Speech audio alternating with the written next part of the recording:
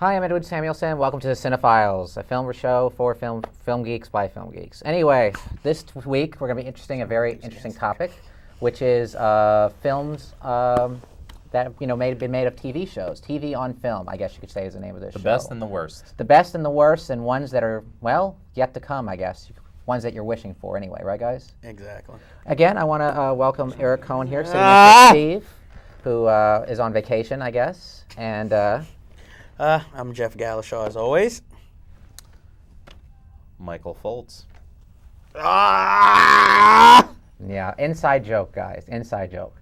Anyway, let's begin with the best film made from a TV show. And I want to start this out with... Or vice versa. Or vice versa, but we'll start out with the best. And I want to turn this over to Jeff because this was his idea. So what is reigning TV expert, Galashaw Well, here. see, before I even start this, I just have a little thing to say, is that the thing I like about television shows or, films that are made into television shows, that it can go places where the film didn't have chances to go. You can take a secondary character and build a whole show around them or an episode around them just for that week, so you actually get to know in depth that character. But saying that, I'm not going to say the best. I'm going to say my favorite, which I know is going to piss a lot of you guys off. Go ahead. We love I am going to say because... I'm already angry. Go okay. Well, I know from the last show. But I'm going to say Charlie's Angels. But before you start, let me tell you why. Because Charlie's Angels was a crappy television show, and it was just taking everything that was hip at the time and putting a lot of good-looking women in tight outfits. And I felt that the film succeeded in exactly what it was supposed to do. It was a trashy film. It threw everything in the kitchen sink in there. It was ridiculous and over the top. But I have never had more fun watching a film that was so ridiculous. Plus, it gave you something to look at with the three fine ladies. So that is why I'm not going to say it's the best, but it is my favorite television show that was made into a movie. And let me say, I agree with you. I thought it was a lot of fun. Thank you. But some of those sequences were so inspired. I mean, one of the things I loved was the whole Cameron Diaz, Luke Wilson, that whole sequence with her in the disco and Luke Wilson commenting on her disco dancing. That was my favorite scene, and I thought it was a lot of fun. I mean, it's not a deep film or whatever, but it's not meant to be a deep film. And it's just enjoyable. It's a great popcorn movie. It's fun to take a girl to. And let me also say that Charlie's Angels 2, Full Throttle, one of the worst pieces of garbage I've ever seen in my entire life. I'm actually shocked you enjoyed it. Yeah, it's the typical film you would tear apart. Though. No, I'm shocked too. I went and saw it with a couple girls, and they had a good time, and I had a good time. Well, what would your favorites be from a TV show? I mean, can you think of something that stood out in your mind? Yes, Naked Gun. You know what? I've completely forgot about the Naked Gun. That is a damn good choice. Basically, it is a TV show put on film, but it's a very funny movie based on a very funny TV show. I think it's even better than the movie. In fact, my favorite in the entire series is part 2.5 anyway, The Smell of Fear. It's great, and Leslie Nielsen was a good comedian until he started to become a parody of himself, which was sort of a parody of other characters. But Naked Gun. Naked Gun, the first one, is really awesome. Yeah, and the TV series was a lot of fun. Yeah, the TV series was great. The reason I forgot about it was only 6 episodes. That's probably the shortest running TV show ever to inspire a movie, I think.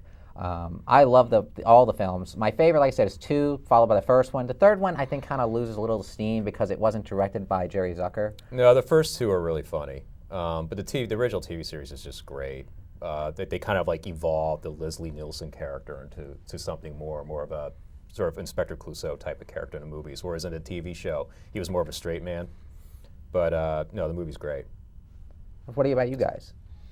Well, I mean, I love the Naked Gun, so I really have no problems with it. I agree. I think it's hilarious, and I like the fact that at least in the movie you can go further than they could have gone on television with maybe dirtier jokes, like when Priscilla Presley is up the ladder and says, "Nice beaver," and she's like, "Thank you, I just had it stuffed," and she actually comes down with a beaver, and you think he's looking up her skirt talking about. I will have to say, it's really hard to watch those films with O.J. Simpson in it. I was just going to say the same thing. Because he's actually very, very funny in the Naked Gun movies. Yeah, I was going to say the same thing, but it is. O.J. just does not age well in anything that he's done. Towering Inferno, withstanding. Exactly, as a hero of children. I was like, yeah. My favorite laugh from the Naked Gun films would probably be the scene where he is basically hanging from the roof and he has the big giant dildo and he's out of it and attacking the woman, and the woman goes, "Assault with a dildo." Definitely one of the funniest films ever made. But my choice for one of my favorite TV, movies, based TV would be the Brady Bunch movie, which I think is actually very, very funny. I really like that one too. So did I.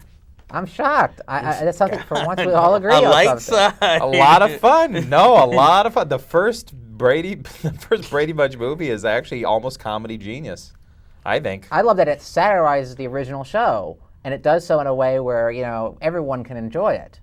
Because it started that trend. That was like it started that trend of, okay, now we're going to do a movie version of a TV show. It's going to be a parody of the TV show, not a straight adaptation. Yeah, you're right about that. I was probably the first one. Every other one was like a very serious one, or really tried to capture on the actual spirit of the original.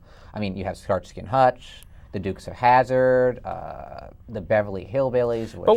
But what the Brady Bunch did is it had a really good. It had a really good sense of itself, and to set up parodies and to set up, the kind of light satire that it did, and poking fun at the original series, and the dialogue was so sharp in it, and the comedy was so amazing. I mean, when the neighbors sit and discuss the Brady house and go, "Don't you think it's weird that that whole family has one bathroom and you never see a toilet?" I mean, that right there, that is funny stuff. And the movie is laced with funny stuff. When he goes, "Well, I wanted to be, what was it? I wanted to be Johnny Bravo, but instead I turned out to be Johnny Rotten," or something like that. And I mean, it's great. It's a great fun. I was going to mention that, actually. I like it. The reason I like it too is that like you said, the script is great. It was written by Bonnie and Terry Turner, who did a show you don't care for, Jeff, called Third Rock from the Sun. Yes. But this is a great script. Oh, what a drop off! And they did Tommy Exactly. Boy afterwards, which actually I think Gene Siskel said was the only film in his entire career ever walked out on.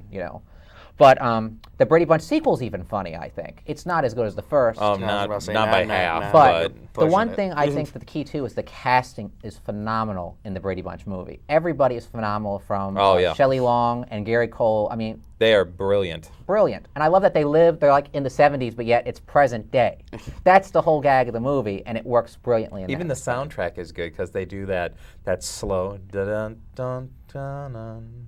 How they would introduce the TV show all the time, that lazy, the lazy intro, the instrumental intro that they did with the theme song, that they would have that bring in to introduce the Bradys in the show. And it was very funny. It's something that us Gen Xers will watch and we'll all enjoy. I have not seen a Brady Bunch movie. Oh, well, you're missing out. And that's why you're a replacement. You're our resident scab.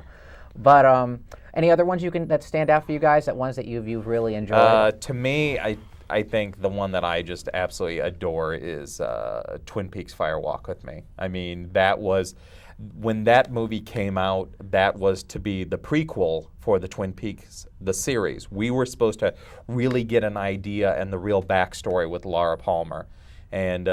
Oh my God, it was phenomenal. I know a lot of people disliked it, and I think for the people that disliked Twin Peaks: Fire Walk with Me, you probably weren't a fan of Twin Peaks, and you're not a fan of David Lynch, and you really need to shut the hell up because it shows a lot of imagination. It's very strange. It's a very strange film. I mean, David Bowie's cameo in it is one of the most bizarre things I've ever seen in film history, but it's also incredibly cool and creative and wonderful, and the dialogue is really interesting, and the soundtrack is really cool, and there's just so many wonderful things about Twin Peaks: Fire Walk with Me. The ending sequence when they're in Canada and they go in that bar. Yeah, they go in that bar, and there's that woman performing the song naked, and I mean, just these wonderful, wonderful, surreal David Lynch qualities where he lets his imagination run, and David Lynch. When he's tethered is not good. When he's allowed to roam free, it's a wonderful thing. And for anybody that saw Twin Peaks: Fire Walk with Me and just didn't get it at first, I say see it on DVD. It's not the complete cut. You can only get the complete cut in Europe. But see the DVD now, and it's really fun to watch. And the TV series was one of the best in history. I saw it in the theater, and I really, really hated it. But to be fair, I didn't really watch the TV series. I think the problem was with that film is that you really had to be a fan of the TV series, like you said. So when I finish the complete seasons 1 and 2, I will give Fire Walk with Me another chance. Because you said it has to be in that universe. Well, I liked Fire Walk with Me because I was a fan of the series, but it is one of those movies that has one of the most cringe-inducing scenes I've ever seen in a film. When they're doing the autopsy on the girl and they start taking out her fingernails to find things underneath it, that was really hard for me to sit through. But other than that, I love the film. Wow, that's very weird. It's like I hear, it's just, of all films I've ever, that are out there, I hear such different reactions. I know people who just think it's like the worst piece of shit ever made, and I hear people who think it's Lynch's finest hour. So I am going to give it another chance. I promise. I'm neutral on the film right now. I'm actually on the fence on Fire Walk with Me, and I was a fan of the Twin Peaks series, and I am a big David Lynch fan. You're going to hate me for saying this, but I thought that I actually felt Fire Walk with Me was a cash-in for David Lynch. I think the writing in it, his imagination is brushed all over that. I mean, I think the studio once. I'm willing to I think the revisit studio gave him an opportunity to make it, and he's like, you know something, you're giving me the green light on this, I'm taking it. Because it is so weird. I mean, it's got Lynch stuff all over. When the old man is sitting there at the bar with this beautiful French woman talking in his ear, and Chris Isaac and Kiefer Sutherland are trying to get information out of the waitress, and the old man looks over and goes, are you talking about that little girl that was killed? And Chris Isaac leans over and goes, yes, sir. Do you have any information about this case? And he goes, I know shit from Shinola.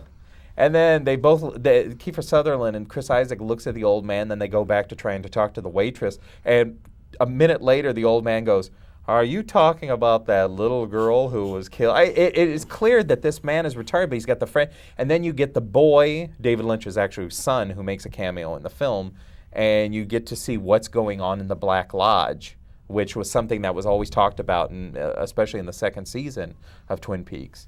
And you get to see inside the Black Lodge, and just like I said, it's his imagination run rampant. And maybe it's a case of Peter Jackson, which we mentioned on a couple earlier episodes, that you want maybe some of him should be reined in, but I will Well, I just thought it was David Lynch being weird for weird's sake. Kind of the problem I had with Twin Peaks towards the end of its season, where it was just like they established this kind of trend with the show, and now they were sort of competing with themselves, out-weird themselves as it ran David towards Lynch the end of the season. also had I just felt like Fire Walk with Me was sort of symptomatic of all that. Fire Walk with Me, as you said, was it wasn't as big in America as it was overseas. I mean, in Japan, they have tours where the people come over and actually look at the town.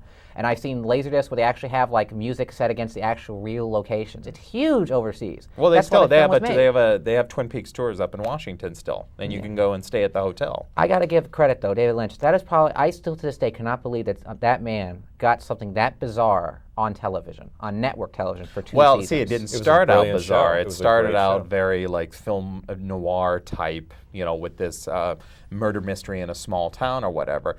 And to be fair to Lynch a lot of people started dropping off because it started getting more and more bizarre. But Lynch had planned that whole thing out with Mark Frost, his producer, for 3 seasons. It was supposed to be a 3-season arc. So everything was planned out, unlike some shows where they're kind of writing on the fly and going, what do we do to top ourselves this week or anything like that. It was a 3-season arc that was stopped after 2 seasons. So, but anyway, I'll give it another shot, I promise. But let's get on to the worst films made from a TV show. And I can already give you mine. That's so easy. There's so many. There's so many. I mean, basically, it's very rare when you get one that's actually a really good one. Basically, you can even say Twin Peaks is a decent film to a lot of people, so it's good, but there's a lot of ones that everyone just says are wretched. And I think the one for me would be the Beverly Hillbillies, directed by Penelope Spheres. A terrible TV show and an even worse movie. With a lot of great character actors. And what a drop-off for Penelope Spheres. From Wayne's World. It was her next film after Wayne's World. I mean, you have Dabney Coleman, who I love. You got Lily Tomlin. You got Jim Varney as, Jed Clampett, Dietrich Bader. I mean, it should have been a fun movie. It should have been a fun little movie. And Erica Laniak is, I forgot the daughter. Betty Sue or Betty whatever. Sue. It should have been a fun, half an hour and a half diversion, but it was wretched and unwatchable. And I didn't watch it, so there you go. Neither did I. Well, good. You saved yourself an hour and a half of your life you'll never get back if you did. What would your choice be, Mike? I'm not sure if it's the worst one I've ever seen, but it was very disappointing and it was very strange it was one of the most strangely paced films I've ever seen in my life for what it was supposed to be, and it was Fat Albert the movie. You saw that? I saw Fat saw Albert the movie, and it had this terribly simplistic plot that should have been a little bit. It should have borrowed from the Brady Bunch more, because Bill Cosby was in charge of this film, and I think he really wanted to make a film that was so peachy keen, golly gee, that it just failed miserably. And it was about this girl who needed friends, and then I thought it was kind of clever, but it lacked execution to have the animated characters that brought their troubles and their like little foibles from the cartoon world into the real world, and as they became more real, their flaws were gone. All of a sudden, Mushmouth could talk, and all of a sudden, Dumb Donald wasn't dumb anymore; he was smart, and that seemed kind of weird, and just it didn't really work. And then they were panicking that they had to become cartoons because then they weren't going to be real anymore.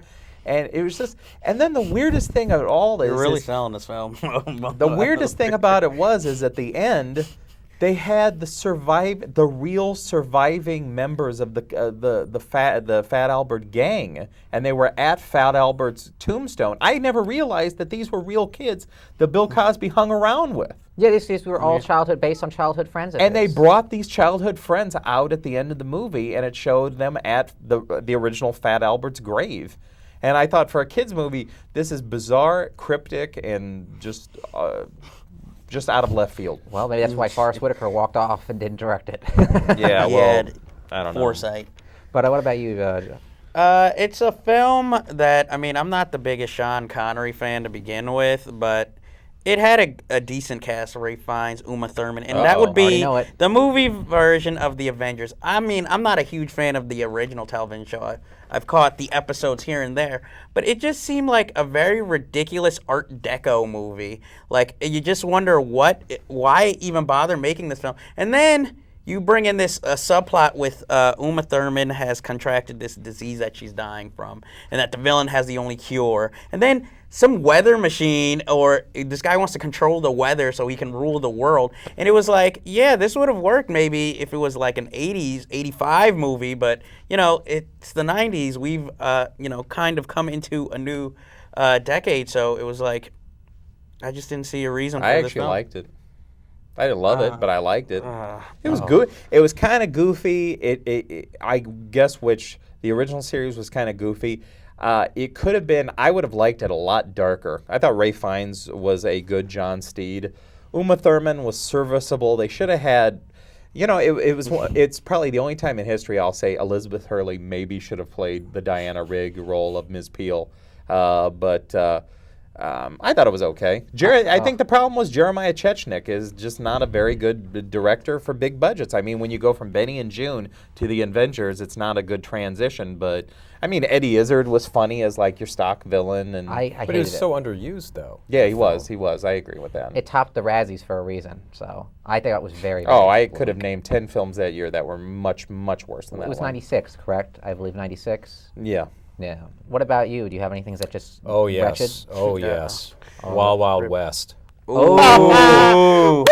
We have a winner. I probably hate that movie more than Van Helsing. Well, And I hated Van Helsing, and I actually paid to see Van Helsing. Did you know they actually had a poll recently, and this is not something I just read actually, and they consider Wild Wild West like the worst film in like the last 20 years. I'm serious. And John Peters got his wish because he got his giant mechanical spider in that. It is. There's so many things wrong with the film. Go to it, my brother. Well, you know what? On paper, you think, okay, I actually like the original TV series. I think it's a fun TV series. I'm into the whole super secret spy thing. I'm a James Bond fan. I love the Wild West take on that whole thing. And I like the idea of doing a whole steampunk thing, everything, these creative Victorian era kind of Jules Verne type contraptions. But the biggest misconception, and believe it or not, it's not Will Smith. Really? It's actually what they did with Kevin Kline's Artemis Gordon.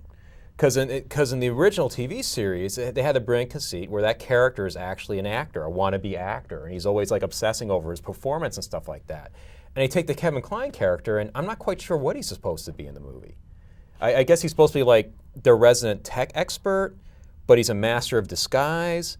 Is he the comedic relief? But he's not really, because Will Smith seems to like take all the best lines. We're in the same show. I mean, I'm not sure why Kevin Kline's in the movie, except they had a character in a TV series and they needed someone to play that part. You're right. He's just a sidekick, and he's just there, and he doesn't do anything. No, please go into Will Smith. I'm waiting. Go to Will Smith, please, because Will Smith. Will Smith is Will Smith. I mean, take him or leave him. It's Will Smith. It's like the whole film is actually built around Will Smith, which is another misconception. It's a house of cards. Yes, as I mentioned before in an earlier show, and you have Salma Hayek character, no matter what Will Smith does, he's so courageous, he's so this. It's like Will Smith actually told the screenwriter to have her say that, because like everything he does is so great in this film. And also, I mean, I understand the idea of having an African American character in a period of time when there was a lot of racism and all that stuff, but it still doesn't work. And in the scenes where they're trying to like call attention to that fact, only come across as more racist to me. Like the whole thing where and then they played up for comedy. Right. And they completely wasted Kenneth Branagh. Completely. Well, it's a stinker. It's definitely terrible, and it's a really huge bomb, and I'm really happy that it bombed as badly. And it was the first film that finally showed the world that Barry Sonnenfeld was not that great of a director. I never thought he was that good a director. I think Get Shorty is probably one of the most overrated films of the last 10 years. Well, actually, I think his best film is The Addams Family. I can agree. Actually, I think the Addams Family Values is actually the best film. I think the sequel is Family actually better script. But anyway, we only have like about 6 minutes left. So the thing Now that's timing. How many shows time themselves so well that we can say 6 minutes left?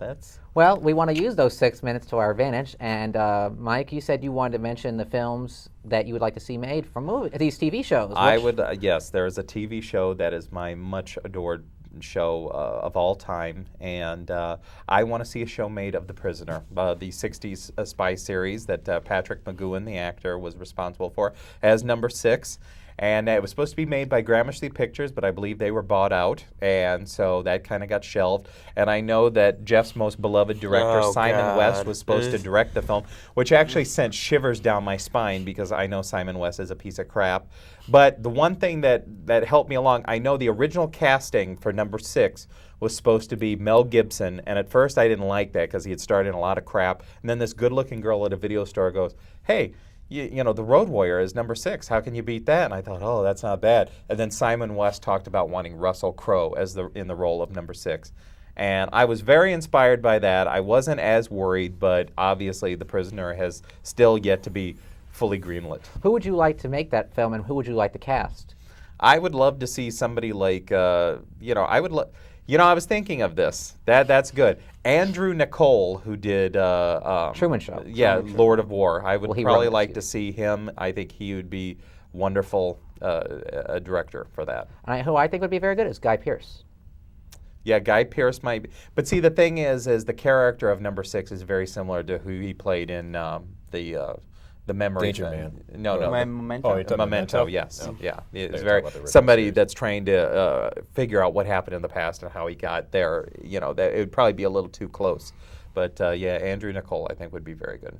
What about you, Jeff? What would yours be? I don't really have a television show that I would like to see a movie made from. If it was a movie made from it would probably be just so I could have closure with the series that might have gone off the air too soon. The Jeffersons? No, not the Jeffersons. It's bad enough we have the Black Honeymooners made in Ireland for some reason. But, I really couldn't really think of any because most of the shows I like, they work because each week they grow or they add something more to the overall product. And I don't think within a 90 or 2-hour movie you could really get as much out of it.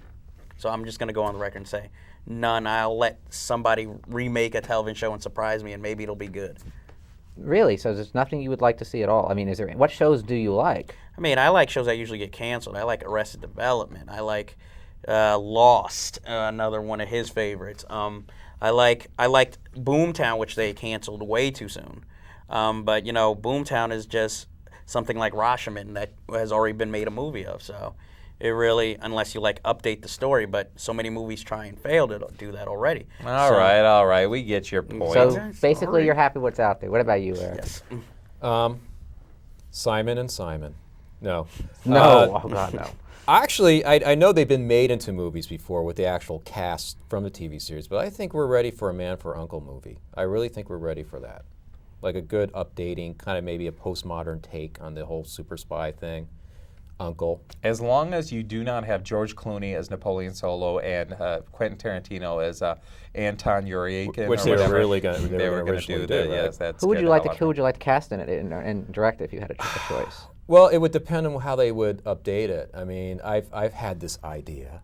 Mike and I used to hash ideas about if we were to update A Man from U.N.C.L.E., what would we do? It'd be great to do sort of like U.N.C.L.E. being this kind of like secret organization watching out over the super spies of the world, so it can be sort of this sort of postmodern take on the whole thing. So I don't know, it could be, I would say Clooney actually would be a good Well, Clooney's grown modern as an day actor Napoleon since from Solo. That Night Era from Dusk Till Dawn. But if you want to go somewhere irreverent, maybe Ethan Hawke would be an interesting choice. So you'd make it like a spy movie with some kind of like espionage stuff in there, and just like kind of like not Cold War, but like today's society. Like today, but a little more nudge, nudge, wink, wink, kind of, like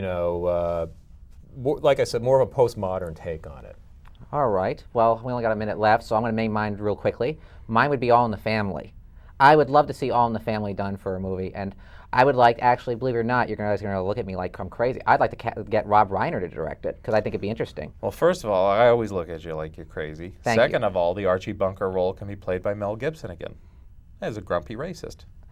You know what? That wouldn't be too I far don't of think a you have to be stretch. acting. Or no, actually Mel Gibson's dad, who could just deny the Holocaust throughout the whole movie. Yeah.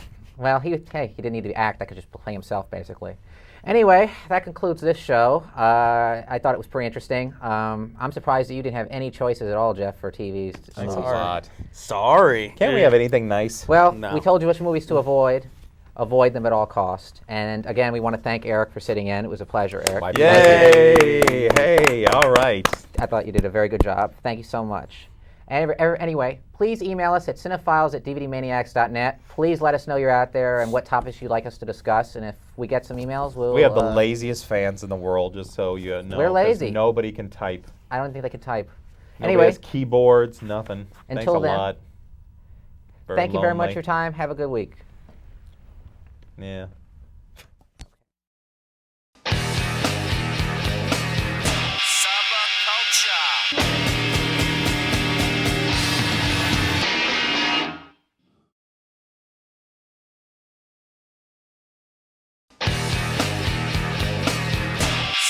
Subculture.